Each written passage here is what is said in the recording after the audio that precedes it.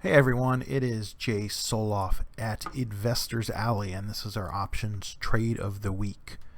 So, what I am doing is looking at unusual options activity at marketchameleon.com, and I sorted it by volume to see what was going on in terms of some of the heaviest action. And the one that surprised me right off the bat was Macy's.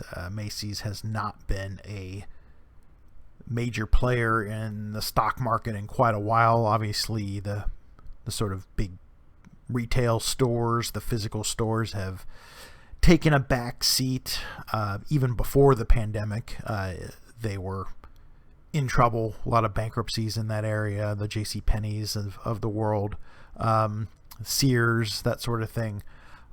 Macy's, though, was also in sort of that same discussion in terms of bankruptcies and that sort of thing. And then the pandemic hit, which makes it even harder for these types of physical stores to compete. So not a lot of good news. So that's why it's interesting to see this. Not only Macy's up on this list, but also 78% calls compared to 22% puts.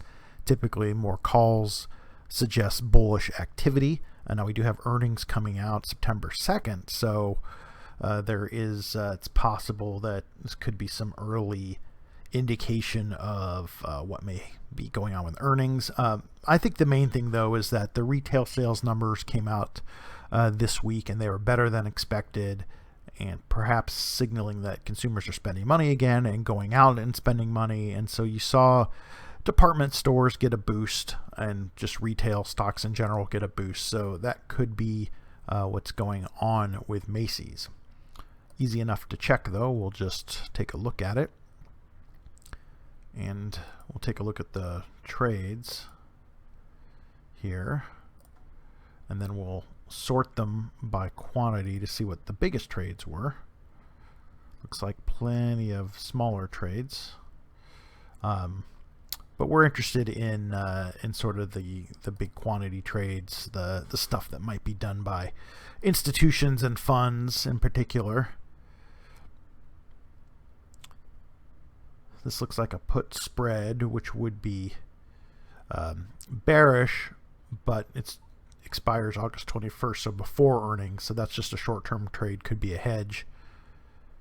So let's look at some September stuff, because these occur after earnings. It looks like 1,500, 1,000, 1,000. In all cases, these look to be buying the 10 calls, and it's at around 7.5. So that's pretty bullish, assuming these are just straight up call buys. Those look to be, that's 1,000, 1,000, 1,500, so 3,500 just for what I can see here of pretty bullish out of the money calls. So that's a decent sign. A lot of other stuff looks mixed. A lot of August positioning, but those are not earnings trades, obviously, because earnings don't happen until September. So the September stuff is what would be most related to earnings, and does look to be bullish, at least on the larger trade side. So interesting to see. We can take a look at Macy's here. You could see it has bumped up the last couple weeks, probably as the economy's improved. It looks like it almost got as high as 8 today before coming back down a little bit towards the end of the day. But the bets for earnings are suggesting it could get to 10 or above, which would be quite a big change of pace from where it has been. And we can see that looking at the September options, 35 days away. You can see the 10 calls here. Yep. Lots of, so the volume was higher than open interest. So a lot of opening trades most likely here. That strike was the most popular. That and the at the money here, about 7,300 traded at the 8 strike.